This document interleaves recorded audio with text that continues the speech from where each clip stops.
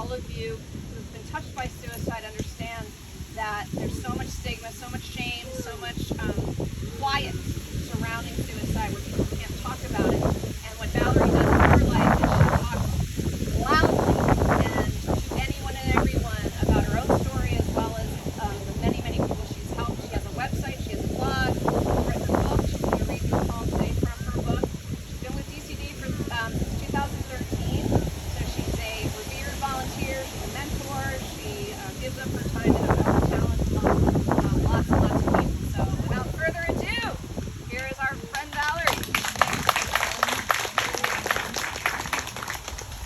Hi everyone, I want to say a few words. I won't keep you too long. As somebody who has survived 3 suicide attempts, I know just how important it is that you're all here with no judgment, breaking down stigma, and spreading awareness for the fact that this is a prevalent issue and there should be no shame for people reaching out for help when they're feeling that way. For years of my life, I felt that if I tried harder, I could be better, I could be different, I could be normal, whatever that means. And I felt like what I was experiencing was a flaw in character rather than an illness. And I was placing that stigma and that shame on myself. And I felt it from others around me as well. And that's what prevented me from reaching out for help and seeking the support that I needed. And that's why this awareness is so important, because it opens the conversation for people to reach out for the help that they need and get the support that's needed in those really dark moments.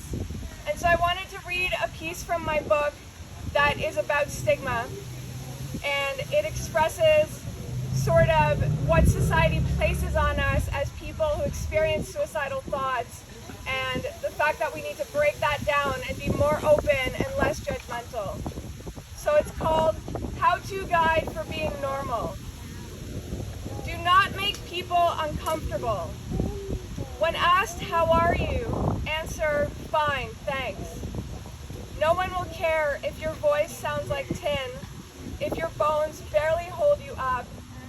Answer, "Fine, thanks," without fail.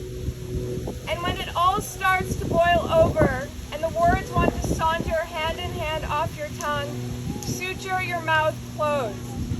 Thread a heartstring through your needle and connect lip to lip. Be sure to sew them into a smile. The wider the better, because after all, you're fine, thanks. Do not make people uncomfortable. Hospital visits are for broken bones, for wounds that mend and breaks that heal. And if it can't be seen, then it mustn't be real. Do not draw attention to yourself. No matter how badly you are drowning, do it quietly. Keep everyone else dry. It is only polite.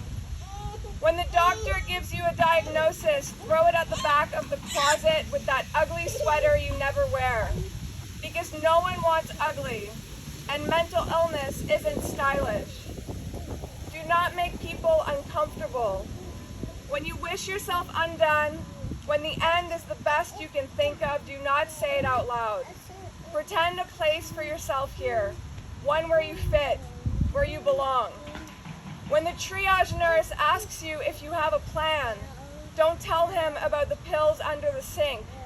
Don't tell him about the whiskey in your sock drawer. Ask him, "How are you?" And when he says, "Fine, thanks," answer, "Me too."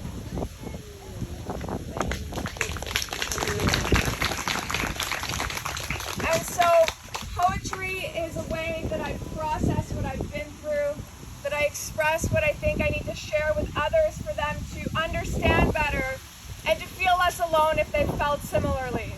So I just want to thank everybody for being here today, for sharing that message of awareness, of non-judgment, and breaking down that stigma so that people feel comfortable reaching out for that help and that support.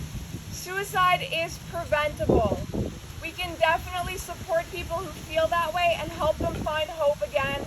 And so much of what the center does saves people's lives every year, and I'm proud to be a part of it. So thank you very much for being here today.